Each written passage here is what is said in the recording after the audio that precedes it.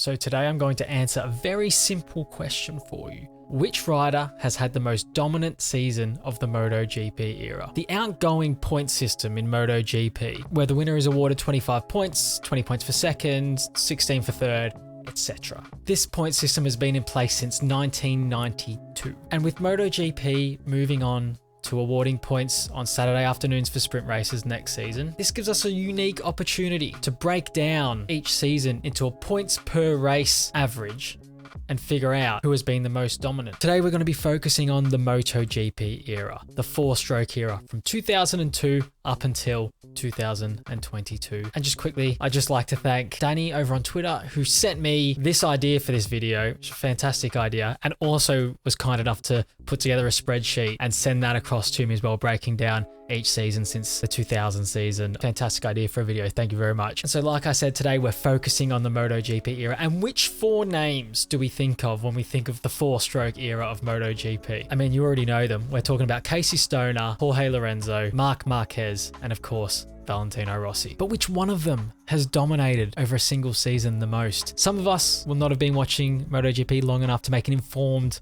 opinion on this one. So what I've done here is I've gone through this spreadsheet and taken the 10 best seasons by points per race by the winning rider of that season, ranked them into a top 10 list, and then we're going to break them down by rider because those four riders are the only four guys that appear on our list today. I don't think there's a better place to start than with that bloody little legend Aussie battler, Casey Stoner.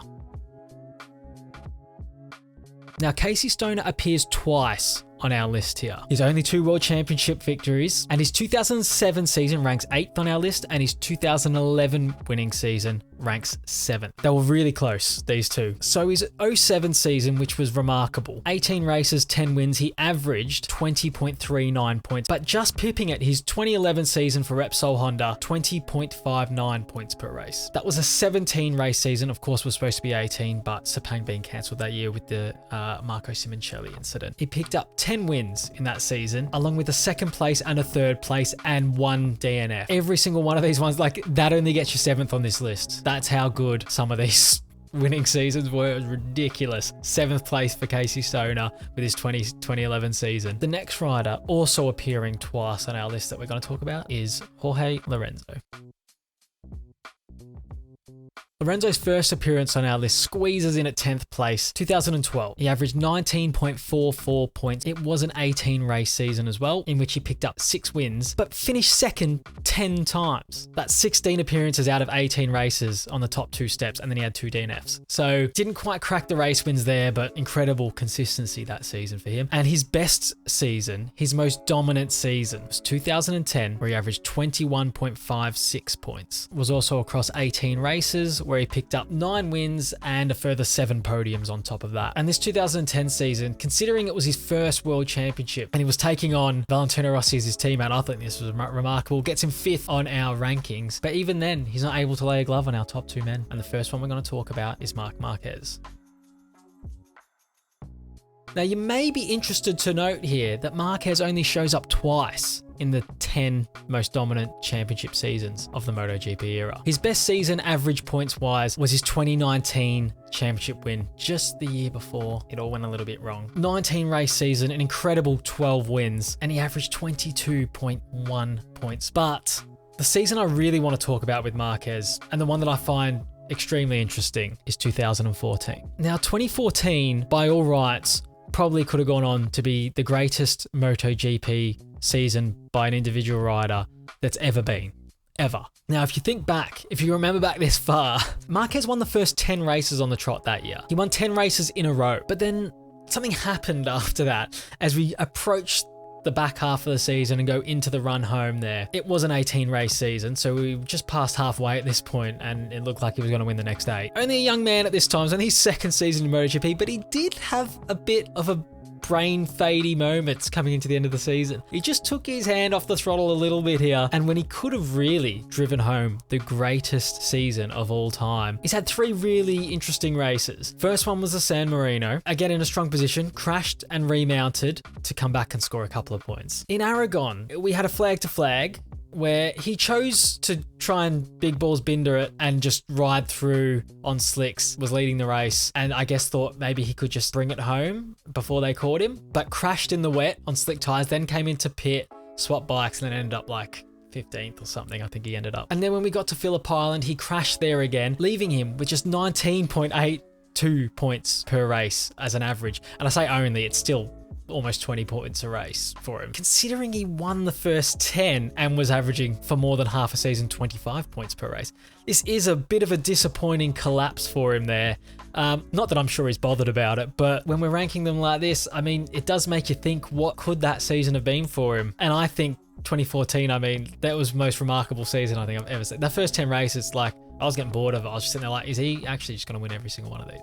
Bit annoying, really. So that was, I think, the most interesting season for him. But like I said, his 2019 season of 22.1 points per race has him third on our list, which means that there's just one man left to talk about that occupies our top 2 spots, amongst others. We are, of course, talking about Valentino Rossi.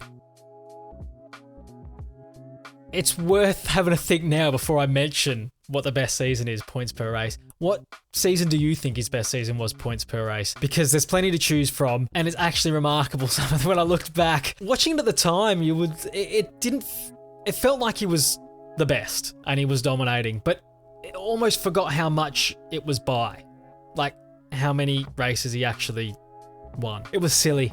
It was silly when you look back now. It's a bit much, and then you realize why now he's got the support that he has, because it was next level. Of course, with a top 10 list, 6 places have gone to the last 3 guys. There's 4 places on this list left for Valentino, and his lowest one is 6th place. That was 2008, 20.7 points per race, including 9 wins off 18 races. Then at 4th place, 2005, second season on the Yamaha, 21.59 points per race, 17 race season, 11 wins. It's quite a lot. And then the top 2 spots also, of course, belong to Valentino Rossi. Now, I'll let you know, they are 2002 and 2003, the 2 4-stroke seasons on Honda. And just let me know in the comments right now, 2002 or 2003, which one had more points per race. Let's start with 2003, shall we? 22.31 points per race. 16 race season. Of course, the seasons were a bit shorter back then, so take that as you will. Those 16 races produced 9 wins and then 7 more podiums. So he finished every race on the podium. And then his 2002 season, 15 race season, 11 wins and 3 second places, producing a points per race average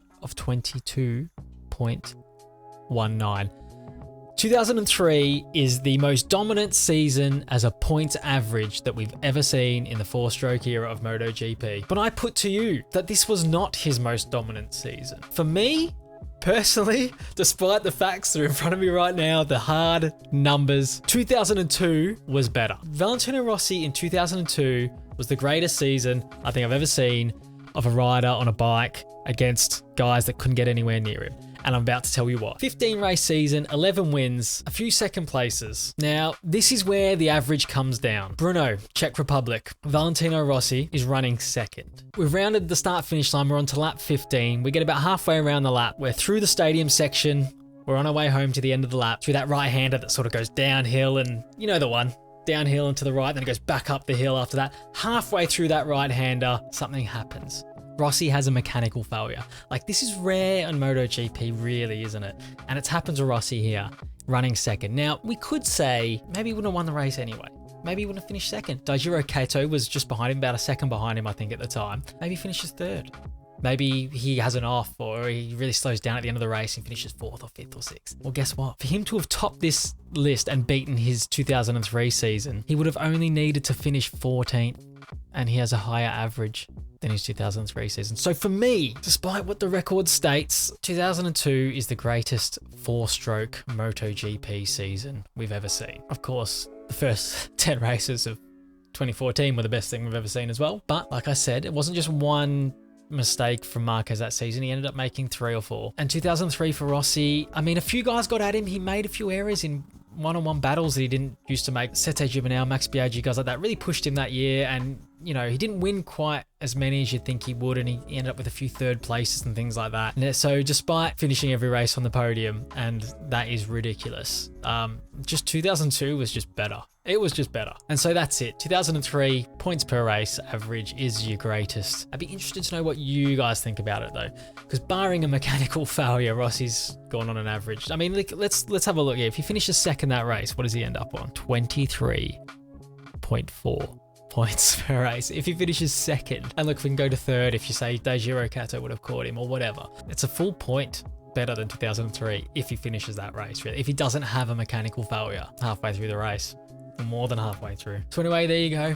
That's your winner, 2003 and 2002. Put them in any order you like. They were amazing. And that's all we've got for you there. And again, I'd just like to thank Danny, follower over on Twitter, for giving me the idea for this video. And we are definitely going to use this idea later on, I think, and dive into other eras of MotoGP and see who had the most dominant seasons in them, because I had a lot of fun with this one. It was a really good time. Thanks very much, and we'll see you on the next one.